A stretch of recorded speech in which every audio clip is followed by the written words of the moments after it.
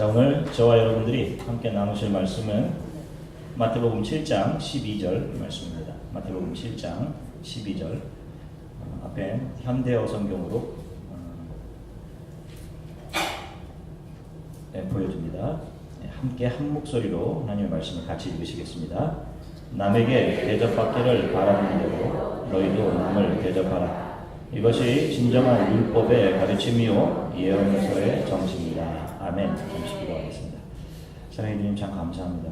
오늘 하나님의 은혜와 사랑을 마음껏 찬양하게 하셔서 감사드리고 우리 안에 잊혀져 있던 하나님의 은혜와 사랑을 다시 한번 기억하게 하셔서 참 감사합니다. 성경에서 말씀하신 하나님의 사랑이 무엇인지 어떤 것인지를 또 어린아이들의 입술을 통해 고백하게 하셔서 참 감사합니다. 주일학교 아이들이 예수 그리스도 안에서 온전한 성품과 인격과 비전을 가지고 자라나게 하나님께서 도와주시고 우리 주 안에 연합감리교회 주일학교와 중고등과 청년부 하나님께서 그대로 함께 하셔서 날마다 예수를 닮아가는 부흥이 있게 하나님 도와주시기 원합니다.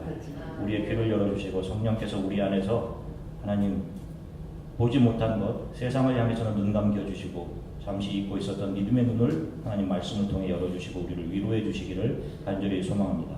감사드리며 예수 그리스도 이름으로 기도드립니다. 할렐루야. 네, 오늘 한 주간 동안 평안하셨습니까? 오늘도 반갑습니다. 자, 우리가 지난 시간에는 우리들 안에 있는 들보와 티에 대해서 말씀을 나누었습니다. 자, 우리가 좀 더 정직하지 못하고 때로는 우리가 누군가를 쉽게 용서하지 못하고 세상을 향한 욕심을 버리지 못하기도 하고 교회에서 잘 헌신하지 못하고 11조 제대로 하지 못하고 기도에 잘 참석하지 못하고 하는 이런 것들은 티와 같은 것이라고 말씀을 드렸습니다.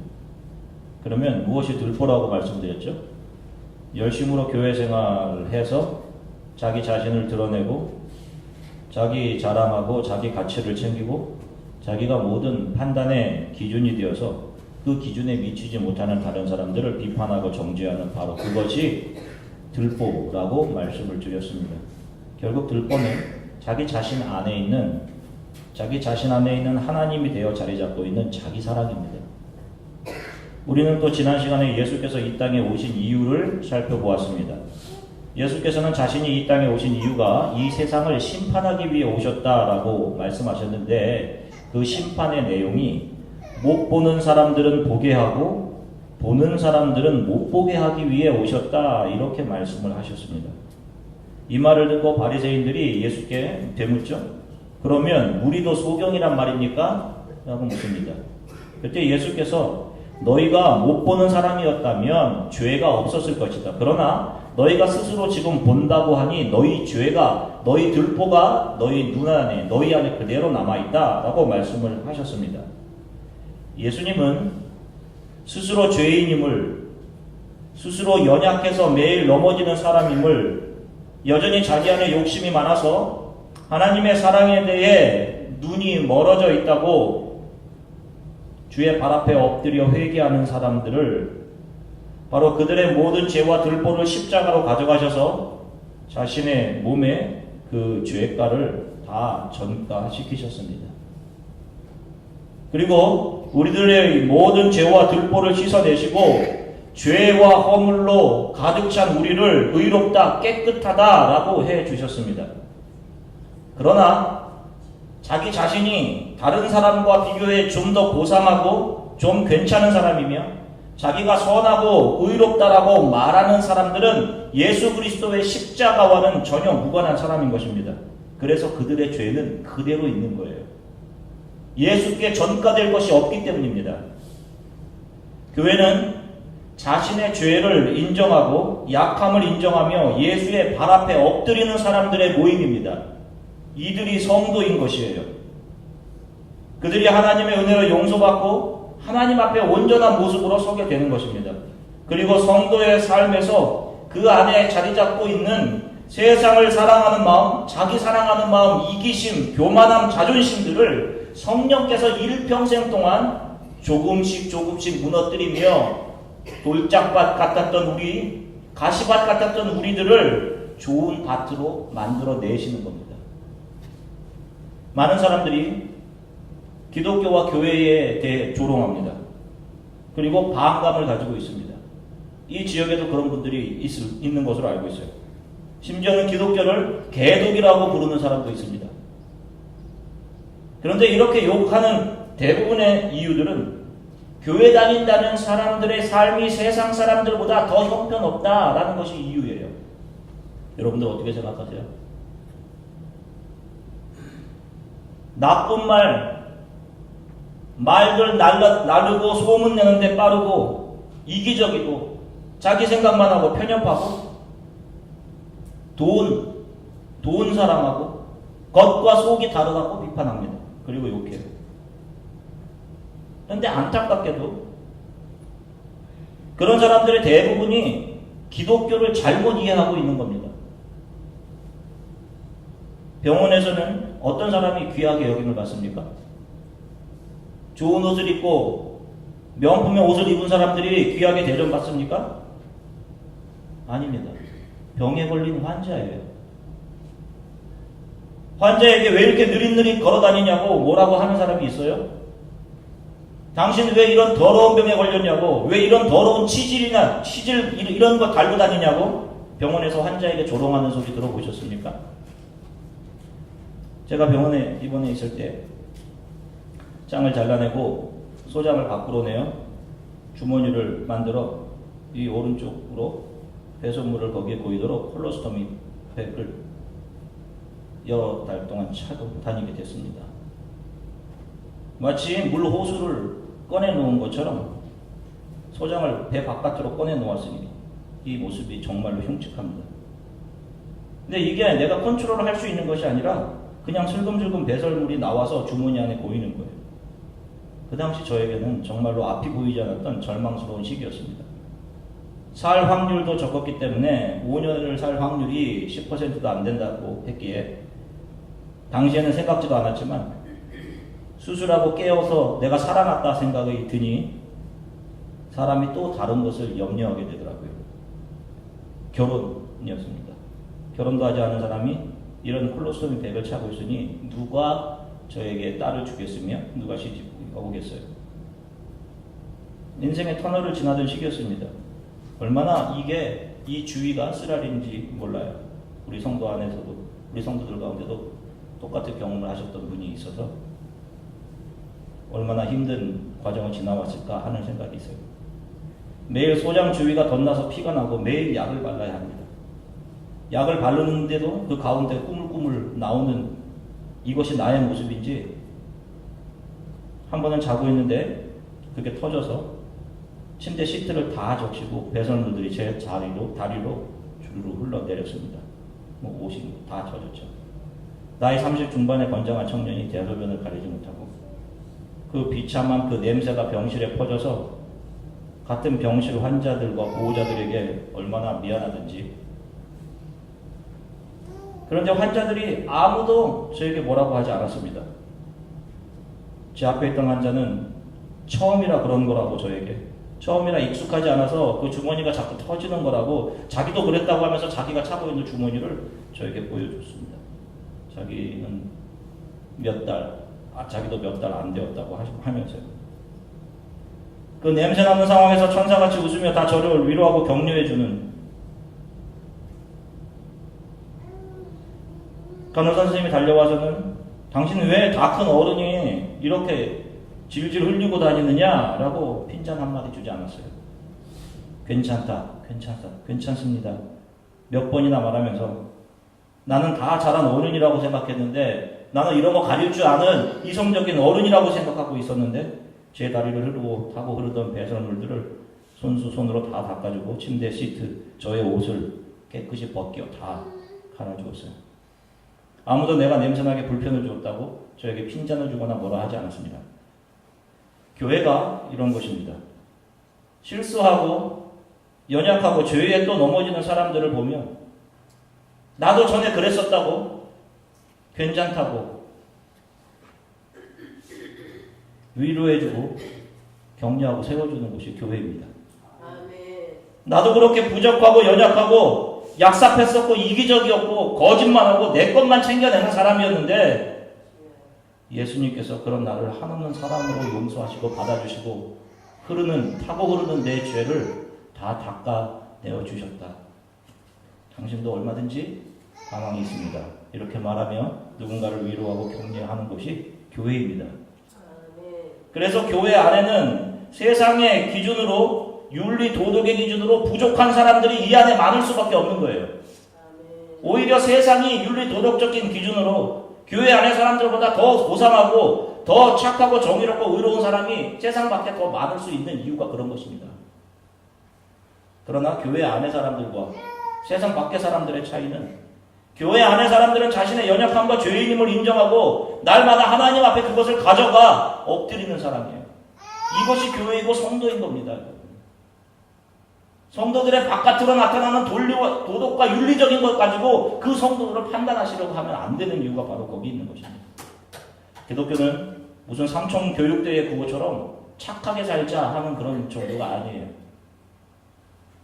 하나님, 내 안에 죄로 가득합니다. 내 죄가 예수 그리스도를 찔렀습니다.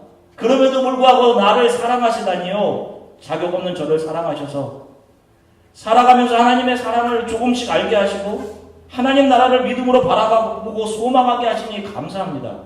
라고 고백하는 사람들이 교인이고 성도인 겁니다. 이들 매일 실수하고 넘어집니다. 그럼에도 그런 자신의 죄를 분명히 직시하고 그 죄를 가지고 자신의 연약함을 가지고 예수의 발 앞으로 나오는 사람들이 크리스찬들인 거예요. 그 자리가 우리 크리스찬들이 매일 가야 할 신앙의 목적지인 겁니다. 여러분 그 자리까지만 매일 가시면 되는 거예요. 제발 교회들이 교회에서 착하고 도덕적으로 살 것을 가르치지 말기를 정말로 간절하게 부탁합니다. 목회자들이 무슨 긍정의 힘이니 긍정의 사고방식이 삶을 변화시킨다느니 그런 것들은 여러분 다 가이사에게 속한 것입니다. 잠시 살다 가는 이 세상에서만 잠시 적용되는 것들에 불과한 거예요. 그런 긍정적인 사고로 하나님 나라에 들어가지 못합니다. 그런 것들을 교회에서 설교하면 안 되는 거예요. 교회 임원분들, 그런 설교가 저희 교회에서 있어서는 안 되는 겁니다. 그래서 교회에서는 당신 왜 그렇게 못해요? 라는 말을 절대 할 수 없는 거예요. 그냥 말없이 그의 실수를 괜찮아요, 괜찮습니다 라고 말하며 닦아주고 덮어내주는 것이 교회인 것입니다. 서로의 연약함을 나의 연약함으로 여기고 긍휼히 여기며 그들의 실수들을 닦아주는 곳, 그것이 우리 주 안의 연합감리교회 되기를 주 예수 그리스도의 이름으로 간절히 축원합니다. 성경을 읽어보신 분들은 마태복음 4장부터 예수께서 선포하신 산상선교를 읽어나갈 때, 특히 5장 19절 이후 읽어나갈 때 마음에 커다란 부담을 느끼실 겁니다. 형제에 대해서 노하고 미워하기만 해도 지옥불에 떨어지고, 지나가는 여자를 보고 은큼한 마음을 품어도 간음죄를 범함이고, 누가 오륜밤을 치는데 여러분 가만히 있을 수 있으십니까? 어떻게 왼뺨까지 여러분 돌려내실 수 있으세요? 어떻게 바쁘게 사는 이 세상에 누가 2kg를 같이 가자고 하면 4kg를 같이 가질 수 있습니까? 여러분 그렇게 하고 계세요? 어떻게 하늘에만 재물을 쌓고 우리가 오늘 입고 먹고 마실 것을 염려하지 않으며 살 수 있어요? 어떻게 다른 사람들 형제를 비판하지 않고 어떻게 우리 자신을 부인하고 하나님의 나라와 의만을 구하며 살 수 있습니까?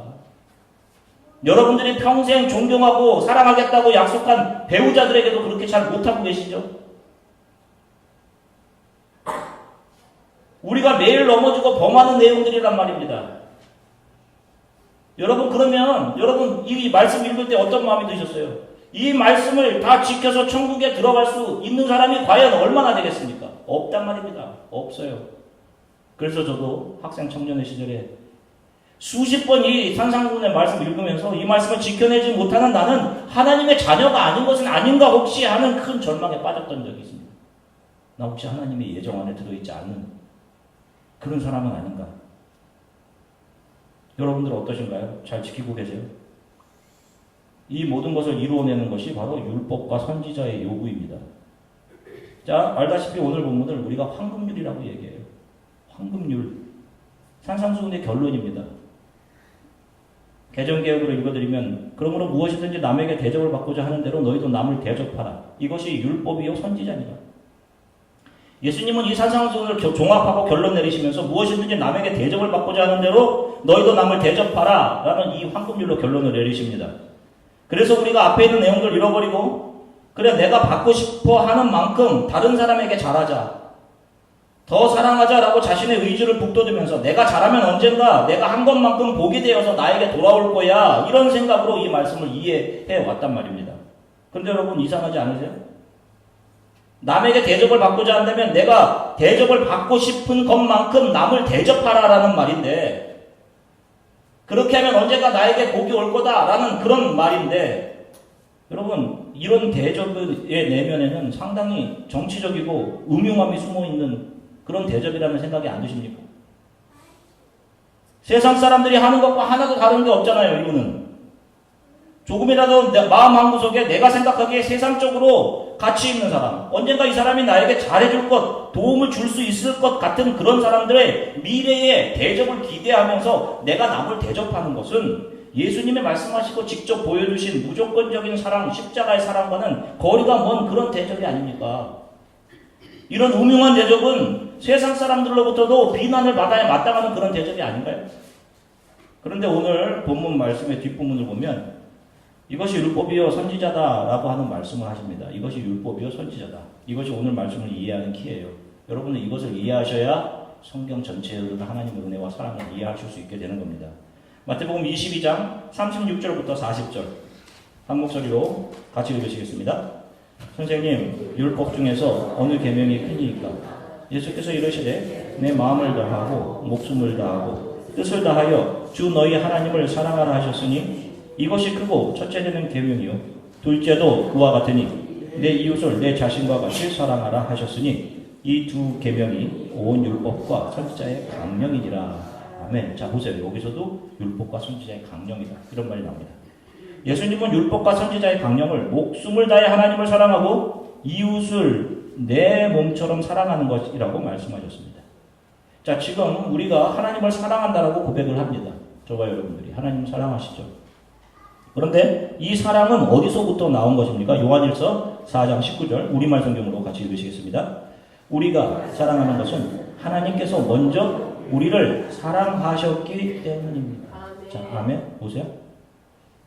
하나님의 대접이 우리에게 먼저 와서 우리가 누군가를 대접할 수 있게 되었다라는 말이에요. 하나님의 대접이 먼저 우리에게 온 겁니다. 하나님의 사랑이. 하나님의 우리를 향한 사랑이 우리에게 나타나기 전까지 우리는 죄와 허물로 죽어 하나님을 사랑할 능력이 없던 사람입니다.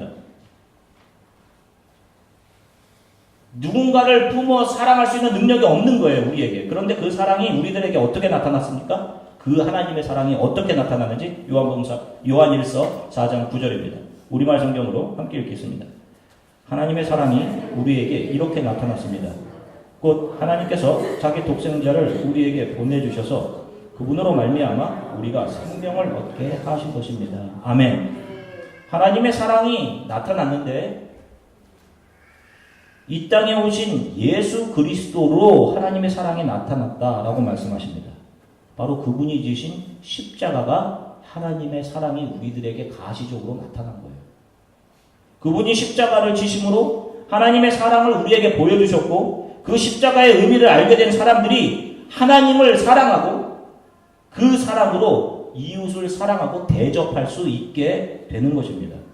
그래서 오늘 본문에서 내가 대접받고자 하는 대로 다른 사람을 대접하는 것이 율법의 가르침이요 선지자의 강령이라고 하시죠. 이 강령은 단순히 도덕적, 경제적 실천윤리나 처세술을 이야기하는 것이 아닌 바로 하나님께서 우리를 사랑으로 대접해 주신 십자가 얘기를 하고 계신 겁니다. 예수가 우리에게 대접해 주신 십자가 이야기를 하는 거예요. 목숨을 다해 자신의 뜻을 내려놓고 아버지의 뜻에 순종했고 자신의 몸에 저와 여러분들이 받아야 하는 모든 비판과 정죄, 채찍, 죽음을 전가해서 저와 여러분들의 죄를 대신해 자신의 목숨을 내어주신 겁니다. 이것이 바로 우리 죄인들을 향한 예수의 트윗, 예수의 대접이었습니다. 그래서 마태복음 7장 12절의 황금률은 죄인인 우리들이 이루어낼 수 있는 것이 아니라 율법의 완성이요 모든 선지자들의 예언의 중심이신 예수 그리스도께서 우리를 위해 이루어 주신 것입니다. 먼저 우리에게 어떤 대접을 기대하시면서요 예수께서 우리를 대접하신 그대로 그 사랑을 알게 된 사람들이 우리도 서로 이 사랑으로 서로 대접하면서 이 땅의 삶을 살아가길 기대하신 것입니다. 그 대접의 내용을 볼게요. 요한복음 25장 37절부터 40절입니다. 요한복음 25장 37절부터 40절 우리말 성경으로 함께 읽겠습니다. 그때 의인들이 대답할 것이다. 주여, 언제 주께서 배고프신 것을 보고 우리가 먹을 것을 드렸으며 언제 주께서 목마르신 것을 보고 우리가 마실 것을 드렸습니까? 언제 주께서 나그네 되신 것을 보고 우리가 맞아드렸으며 언제 주께서 헐벗은 것을 보고 우리가 입을 것을 드렸습니까? 언제 주께서 병드시거나 감옥에 갇히신 것을 보고 우리가 찾아갔습니까? 왕이 대답할 것이다. 내가 진실로 너희에게 말한다. 무엇이든 너희가 여기 있는 내 형제들 중 가장 보잘것없는 사람에게 한 것이 곧 내게 한 것이다. 아멘. 내가 다른 이들을 이 교회 공동체 안에 있는 서로를 예수로 생각하고 대접하는 거예요. 이 사람은 하나님의 사랑을 받은 그 사랑을 이해하는 십자가의 사랑을 이해하는 사람만 가능한 거라고 말씀드렸어요. 보세요. 여기 있는 형제 자매 중 가장 보잘것없는 사람에게 라고 하십니다. 그는 저와 여러분들의 생각으로 나에게 세상적인 도움이 하나도 안 되는 사람이에요. 내가 모든 것을 다 떠맡아야 되는 사람입니다. 내 윤리 도덕의 기준으로 참 못된 사람이고 부족한 사람이에요. 지금 예수님은 바로 그 모습으로 저와 여러분들 앞에 서 계신 겁니다. 사랑하는 주안의 연합감리교회 성도 여러분, 하나님이 나에게 보여주신 사랑과 은혜를 아는 사람들만이, 그 대접을 받은 사람들만이 다른 사람을 사랑으로 대접할 수 있습니다. 은혜를 알지 못하면 여러분들이 하는 모든 열심과 선, 착함, 의로움이 타버릴 휴지 조각에 불과합니다. 한 호흡 내게 주신 한순간 한순간이 하나님의 은혜라고 생각하신다면, 나의 모든 것이 하나님의 은혜이며 하나님으로부터 왔음을 아멘으로 고백하신다면, 여러분들에게서부터 나가야 하는 사랑은 그 사랑 그대로 이 교회 안에 모든 사람들에게 흘러가야 하는 예수님으로부터 여러분들에게 온 사랑이고, 가장 연약하고 모나고 부족하고 약삽해 보이고 부족하고 더럽고 냄새나는 죄를 질질 흘리고 다니는 바로 그 사람이 내가 괜찮습니다. 나도 그랬습니다. 괜찮아요. 그런 나도 너를 정죄하지 않으니 가서 다시는 죄를 범하지 말라 라고 위로해 주신 예수님의 위로가 나에게도 임했었습니다 라고 위로해 주어야 할 사람이고, 내가 받은 사랑 그대로가 그대로 대접되어야 할 예수 그리스도이심을 여러분들 기억하시기 바랍니다. 가정에서 이것이 먼저 여러분이 이루어져야 돼요. 서로 배우자에게 예수께 대하듯 하십시오. 그리고 서로 교회에서 서로에게 여러분 그렇게 대하십시오. 지는 것이 이기는 것이며 받는 것보다 내어줌이 복된 것임을, 그것이 십자가의 원리임을 기억하시고 이 십자가의 삶을 살아가시기를 주 예수 그리스도의 이름으로 간절히 축원합니다. 함께 기도하시겠습니다. 사랑해 주님, 하나님의 은혜는 나의 이기적인 욕심과 세상을 향한 마음, 내 자존심이 공격당한 분노 앞에서 매일 잊혀집니다. 하나님의 은혜를 매일 잊으며 살죠. 여러분들에게 가장 중요한 것은 여러분 선하게 사는 것도 아니고 교회에서 열심을 내어 일하는 것도 아닙니다. 여러분 하나님의 은혜를 아는 거예요. 얼마나 큰 하나님의 은혜와 사랑이 여러분들에게 부어졌는지를 아시는 겁니다. 주님, 저를 긍휼히 여겨주십시오. 하나님의 은혜를 날마다 기억하고 그 크신 은혜 속에서 살아가게 해주십시오. 나를 용서하고 덮어내신 십자가의 사랑이 나를 통해 우리 가정, 우리 교회, 그리고 이 주변의 사람들 선교지로 흘러가게 해주십시오. 내가 생각하기에 가장 형편없고 보잘것없어 보이는 그 사람, 내가 챙겨야 되는 그 사람, 직분자라고 하면서 형편없음만을 보여주고 있는 그 사람이 내 앞에 서 계신 예수로 그를 사랑하고 대접하고 긍휼히 여기며 위로하게 해주십시오. 우리 교회는 연약함을 덮어주는, 사랑으로 감싸는 그런 교회 되게 해주세요. 그런 가정들이 되게 해주십시오. 우리 이렇게 잠시 함께 기도하고 성찬의 떡과 잔을 받겠습니다. 이제 기도하겠습니다. 사랑해 주님, 참 감사합니다. 사랑하는 성도들과 함께 하나님 말씀 나누게 하셔서 참 감사합니다. 네가 받고자 하는 대로 다른 사람을 대접하라고 하셨습니다. 우리는 무엇을 받고 싶은지 알지 못하지만 하나님께서 조건 없는 사랑으로 우리들에게 영원한 생명을 주셨습니다.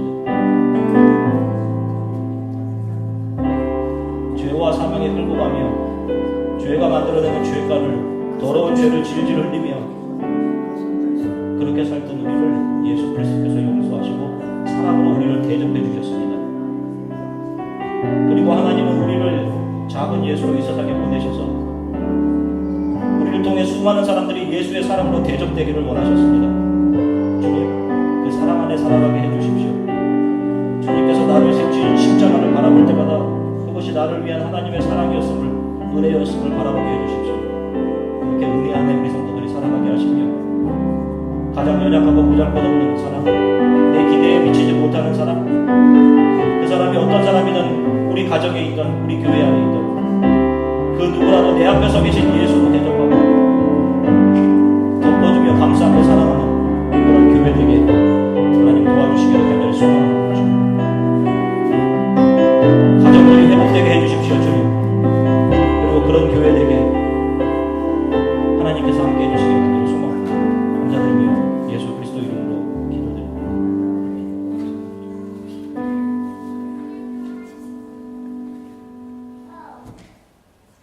성찬식을 하겠습니다. 먼저 성경 말씀 읽으시겠습니다. 읽으실 본문은 누가복음 22장 19절부터 20절까지 말씀입니다. 한 목소리로 함께 읽으시겠습니다. 또 떡을 가져 감사기도 하시고 떼어 그들에게 주시며 이르시되 이것은 너희를 위하여 주는 내 몸이라. 너희가 이걸 행하여 나를 기념하라 하시고 저녁 먹은 후에 잔도 그와 같이 하여 이르시되 이 잔은 내 피로 세우는 새 언약이니 곧 너희를 위하여 붓는 것이라. 아멘.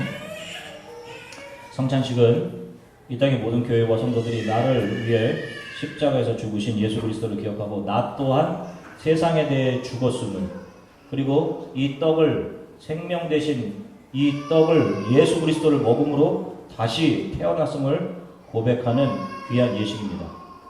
여러분들 어떤 마음으로 한 주간을 살아오셨든지 여러분들 안에 있는 이 세상에서 내가 이것 없이는 살 수 없다라고 생각했던 그 모든 것들이 오늘 여러분들이 이 떡과 잔을 마시면서 내가 사는 것은 이런 것이 아닌 예수 그리스도이심을 고백하셨으면 좋겠습니다. 그렇게 고백하시면서 이 떡과 잔을 드시기 바랍니다. 아울러 이 성찬을 받는 우리 모두는 예수 그리스도 안에서 다 하나 되어 있는 지체들, 형제 자매들입니다. 우리 주안의 연합감리교회는 주 예수를 믿으며 함께 예배드리는 모든 분들은 어린아이에서부터 어른까지 성찬의 떡과 잔을 받으실 수 있습니다.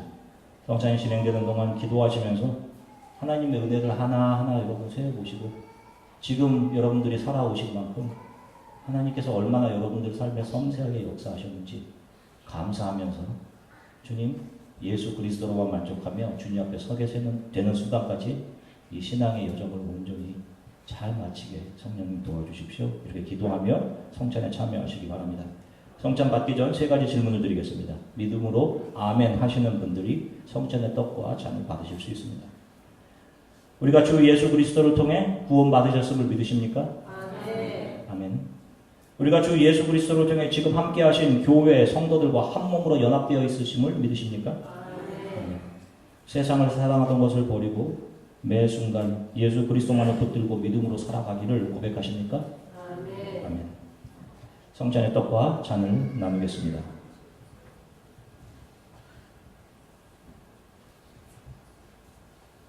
잠시 기도하겠습니다. 사랑해 주님 감사합니다. 이제 우리가 성찬의 떡과 잔을 나누려고 합니다. 잡히시기 전날 밤 두려워하고 있던 제자들에게 두려워하지 말라. 내가 너희와 영원히 함께 하겠다라고 말씀하신 주님. 우리 안에도 여전히 두려움이 있습니다.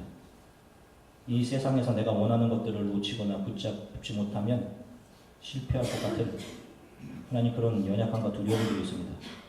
우리가 살아가는 것은 눈에 보이는 것이 아니요 눈에 보이지 않는 예수 그리스도께서 우리 안에 넣어주신 하나님의 나라에 대한 소망입니다. 예수만 붙잡고 살아가게 도와주십시오. 아멘. 하나님 성찬의 떡과 잔을 마실 때 세상을 향해 자라났던 우리의 세상을 향한 사랑과 자기 사랑의 가지들이 성령에 의해 제거되게 해주시고 온전한 믿음을 붙잡고 기쁨으로 부활에 대한 소망을 가지고 한 주간 한 달의 삶을 넉넉히 살아가게 도와주시기를 간절히 소망합니다. 감사드리며 예수 그리스도 이름으로 기도드립니다. 아멘.